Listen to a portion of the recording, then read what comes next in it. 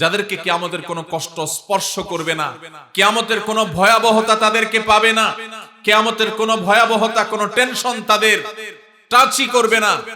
এত বড় অফার, এত বড় সুসংবাদ অন্য কোন নেকামল করার ক্ষেত্রে সচরাচর পাওয়া যায় না।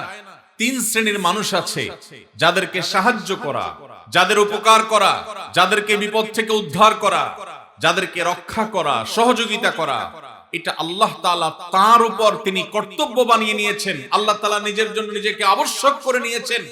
সেই সৌভাগ্যবান তিন শ্রেণীর মানুষ কারা?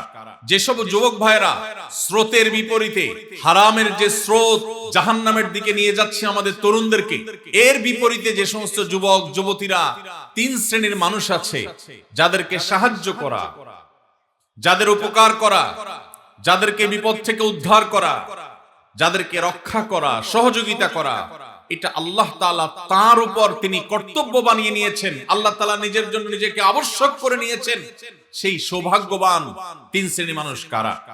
নবীজি সাল্লাল্লাহু আলাইহি সাল্লাম বলেছেন, তার মধ্যে এক নম্বর হলেন আল মুজাহিদু ফি সাবিলিল্লাহ, যারা আল্লাহর রাহে জিহাদে রত থাকেন, আল্লাহর রাহে যারা জিহাদে থাকেন, সেই মুজাহিদদেরকে আল্লাহ রাব্বুল আলামিন সাহায্য করা, সহযোগিতা করা, তাদেরকে আল্লাহ রাব্বুল আলামিন মদদ করাকে আল্লাহ নিজের জন্য কর্তব্য বানিয়েছেন। নাম্বার 2, ওয়াল মুকাতাব আল্লাযী ইউরিদুল আদা, যেই কৃতদাস মালিকের সাথে চুক্তি করেছে কোন নির্দিষ্ট অ্যামাউন্ট দিয়ে সে মুক্ত হবে, তার যদি সদিচ্ছা থাকে সেটি আদায় করবার, আল্লাহ তাআলা তাকে সেটা আদায় করার জন্য সাহায্য করবেন, আল্লাহর ওয়াদা আছে।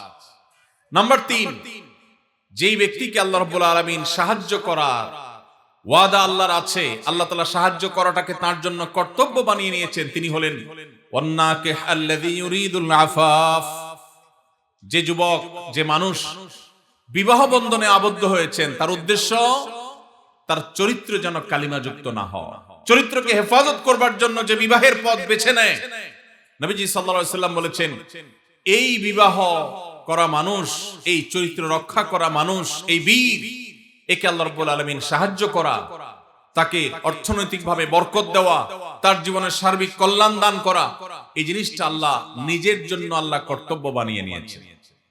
ভাইরা আমার, তাহলে প্রথম সুফল, প্রথম উপকারিতার কথা আমরা জানলাম। যে সমস্ত যুবকেরা, যে সমস্ত বোনেরা তারা বিবাহের পথ বেছে নেন, হারাম পথ বেছে নেন না, আল্লাহ রাব্বুল আলামিন তাদেরকে চরিত্র হেফাজতের উদ্দেশ্যে বিবাহ করলে আল্লাহ তাআলা তাদেরকে সাহায্য করাটাকে আল্লাহ নিজের উপর আবশ্যক করে নিয়েছে। নাম্বার 1। নাম্বার 2, যে মানুষগুলো তার দুই চোয়ালের মধ্যবর্তী অঙ্গ অর্থাৎ মুখ, তার জিহ্বা, তার ঠোঁট, তার মুখ, এটাকে হারাম থেকে নিয়ন্ত্রণ করবার দায়িত্ব যে নিয়েছে, অর্থাৎ এই মুখ দিয়ে হারাম কথা বলে না, হারাম কিছু খায় না, মুখ দিয়ে যত রকমের আল্লাহর অবাধ্য কাজ করা যায় সেগুলোর কোনোটা করে না, সে মুখকে কন্ট্রোল করে, এবং তার দুই রানের মধ্যবর্তী অঙ্গ অর্থাৎ তার সম্ভ্রম, তার ইজ্জতকে যে ব্যক্তি সংরক্ষণ করতে পারে, নবীজি বলেছেন, মাইয়াযমান লিমা বাইনা লিহইহি ওয়া মা বাইনা রিজলাইহি আযমান লাহুল জান্নাহ, যে ব্যক্তি তার দুই চোয়ালের মধ্যবর্তী অঙ্গ আর দুই রানের মধ্যবর্তী অঙ্গ, এই দুটি অঙ্গে কোন প্রকার কালিমা লাগতে দেয় না, এগুলোকে হারাম থেকে বাঁচাবার সংগ্রাম করে, দায়িত্ব নেয়, সে এগুলাকে দায়িত্ব নিয়ে হেফাজত করে, নবীজি বলেছেন তার জান্নাতে যাওয়ার দায়িত্ব আমি নিলাম।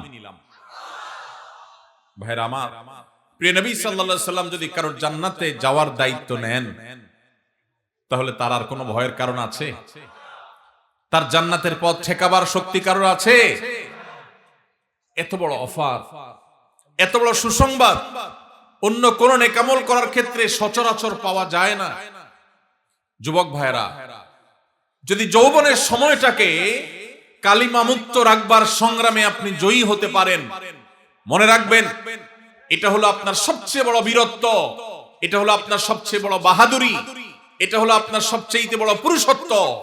কারণ আপনার মধ্যে কন্ট্রোলিং পাওয়ার আছে, নিয়ন্ত্রণ করবার ক্ষমতা আছে, যৌবনের তাড়না আছে, যৌবনের উচ্ছলতা আছে, যৌবনের স্পৃহা আছে, যৌবনের তাগাদা আছে, সেটা আপনাকে হারামের দিকে যেতে বলে, এবং হারামের দিকে যাওয়ার জন্য শত সহস্র অফার এবং সুযোগ আপনার সামনে আছে, এরপরও আপনি নিজেকে যদি নিয়ন্ত্রণ করতে পারেন, নিজেকে যদি আটকে রাখতে পারেন, হারাম থেকে যদি বাঁচাতে পারেন, তাহলে মনে রাখবেন আজ এই 2025-এর যে পৃথিবী, আধুনিক পৃথিবীতে এর চাইতে বড় বীরত্ব মুসলিম তরুণের জন্য আর কোনো কিছুই হতে পারে না। মুসলিম তরুণের সবচেয়ে বড় বীরত্ব, সবচেয়ে বড় তার সংগ্রামের জায়গাটা হলো সে তার ঈমান আমলকে হেফাজত করার পাশাপাশি তার চরিত্রকে কালিমা মুক্ত রাখতে পেরেছে। আল্লাহ তাআলা আমাদের যুবক ভাইদেরকে সেই তৌফিক দান করুন। ভাইরা আমার, যদি আপনি এই কাজ করে এই সংগ্রামে যদি আপনি জয়ী হন, তৃতীয় যে পুরস্কার আপনার জন্য রয়েছে সেটি হলো, আমরা সবাই জানি কিয়ামতের ভয়াবহতম দিনে যে সকরুণ দৃশ্যের অবতারণা হবে, যে নির্মম দৃশ্য সেদিন আল্লাহ তাআলা সৃষ্টি করবেন, সেদিন প্রত্যেকটা মানুষ পাগল পড়া হয়ে যাবে। মাথার খুব কাছাকাছি সূর্যের অবস্থান হবে, এখনকার মতো লক্ষ লক্ষ কিলোমিটার দূরে নয়, একেবারে মাথার খুব কাছাকাছি সূর্য অবস্থান করবে। পুড়ে ছাই হয়ে যাওয়ার কথা, কিন্তু পুড়ে ছাই হবে না, আল্লাহ তাআলা ছাই হতে দিবেন না। মানুষ বেঁচে থেকে ছটপট করে করে আল্লাহর কাছে আর্তনাদ করতে থাকবে যে এই সূর্যের উত্তাপ, এই আগুন, এই কষ্ট, এটা থেকে মুক্তি চাই আল্লাহ, প্রয়োজনে জাহান্নাম দিয়ে দাও, তারপরেও হিসাব ক্লোজ করো, মুক্তি চাই, এই কষ্ট সহ্য হয় না। মানুষ ঘামের সাগরে হাবুডুবু খাবে। মৃত্যু আর আসবে না, মৃত্যুকে আল্লাহ তাআলা চিরতরে শেষ করে দিবেন। শুধু ভোগ, জান্নাতীদের নেয়ামত, জাহান্নামীদের শাস্তি, দুইটাই স্ব অবস্থান থেকে ভোগ করবে। এটা শেষ হবে না, মৃত্যু আর আসবে না। কিয়ামতের সেই ভয়াবহতম দিনে আল্লাহ রাব্বুল আলামিন সেই তরুণদের, সেই যুবক ভাইদের, সেই যুবতী বোনদের আল্লাহর আরশের নিচে ভিআইপি প্যান্ডেলে আল্লাহ রাব্বুল আলামিন ছায়া দিবেন, যাদেরকে কিয়ামতের কোনো কষ্ট স্পর্শ করবে না, কিয়ামতের কোনো ভয়াবহতা তাদেরকে পাবে না, কিয়ামতের কোনো ভয়াবহতা, কোনো টেনশন তাদের টাচই করবে না। সেই সৌভাগ্যবান মানুষগুলোর মধ্য থেকে, 7 শ্রেণী মানুষগুলোর মধ্য থেকে এক শ্রেণী হলো, নবী সাল্লাল্লাহু আলাইহি সাল্লাম বলেছেন, ওয়ারাজুলুন দাআতু ইমরাআতুন যাতু হাসবিন ওয়া জামাল ফাকাল ইন্নী আখাফুল্লাহ।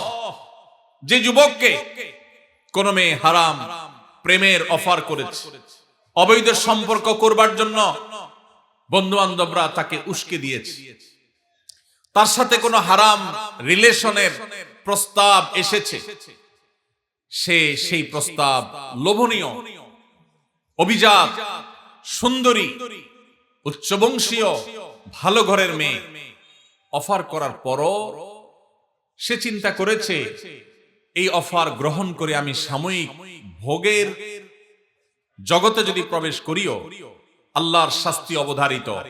গোটা পৃথিবী মিথ্যা হতে পারে, সবাই মিথ্যা হতে পারে, আল্লাহর ওয়াদা, আল্লাহ নবী সাল্লাল্লাহু আলাইহি সাল্লামের ওয়াদা কখনো মিথ্যা হতে, আমার জীবন যে দুনিয়াতেই ধ্বংস হবে, আখিরাত তো বহুত পরে।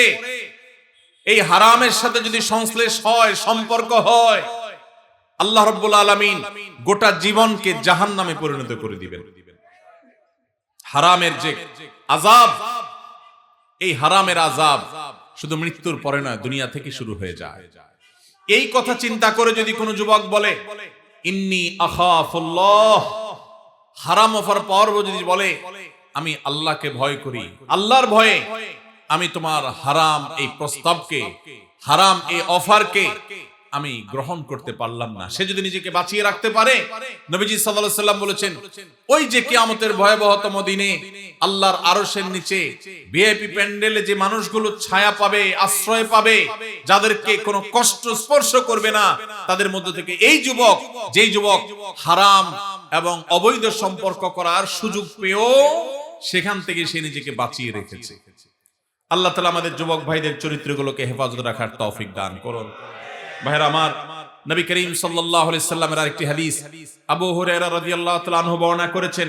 তিনি বলেছেন, নবীজি সাল্লাল্লাহু আলাইহি সাল্লাম ইরশাদ করেন, উরিদা আলাইয়া আউয়ালু সালাসা ইয়াদখুলুনাল জান্নাহ